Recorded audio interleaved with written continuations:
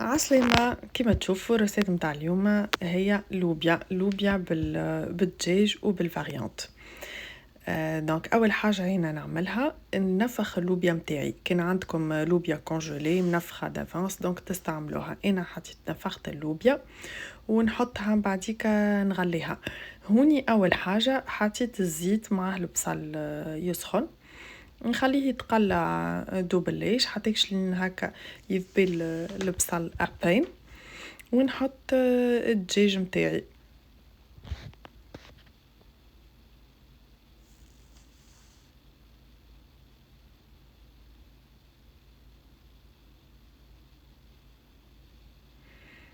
دونك بعد ما حطيت الدجاج هكا نحركه شويه مع البصل ونفوح. حطيت ملح،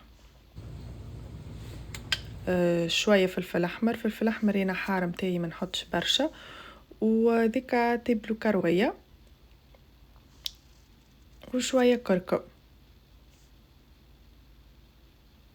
نحركهم بالكدا باش الفحات متاعي الكل يدخلوا في بعضها.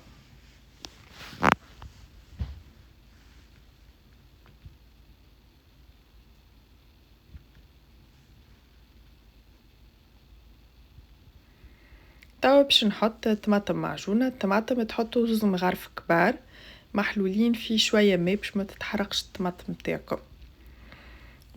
كيما العاده نحرك هكاكا باش المكونات نتاعي الكل يدخلوا في بعضهم، ونخليهم يتقليو شويه، ما نقليوش برشا باش ما يتحرقش الطماطم والفحات، اما هاكا شويه دوبا ما تتفوح الريحه نتاعهم باش نسقيوهم بالماء.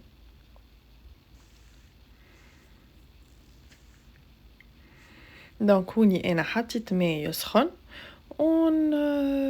ونغم بيه الطماطم والدجاج متاعي.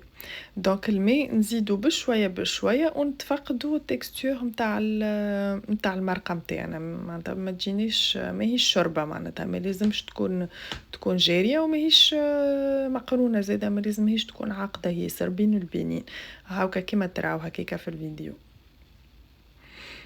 توا عندي 4 سنات ثوم، حطيتهم في الطنجرة متاعي ونخليوها تطيب في عقلها، نغطيو عليها. بالنسبة لهنا هاكا ديك اللوبيا خليتها تتغلى وحطيت معاها شوية كركم وورقتين رند.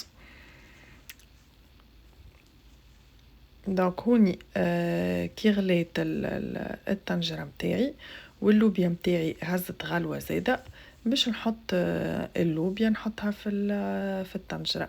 سي امبورطون راهو تفوحوها بشويه رند وشويه كركم، بقى الغاز وتجيكم افوح زاده.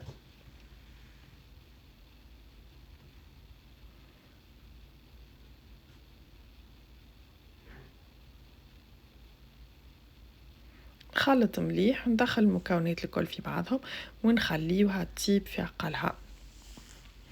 entre temps انا الفاريانت نتاعي الفاريانت كيما تنجموا تغليوها في الماء والا تغسلوها بشويه ماء سخون. انا الفاريانت نتاعي ماهيش مالحه برشا، في حكه شريتها دونك غسلتها برشا مرات بالماء السخون باش ما تزيدش تملح لي اللوبيا نتاعي. تنجموا تغليوها راه سورتو كان ملحتوا اللوبيا معناتها بالكدا من الاول، تغليو الفاريانت وتشلوها بالكدا باش ما تجيكمش اللوبيا مالحه. وتوا نخليوها تطيب حتىكش لين تقر زيتها.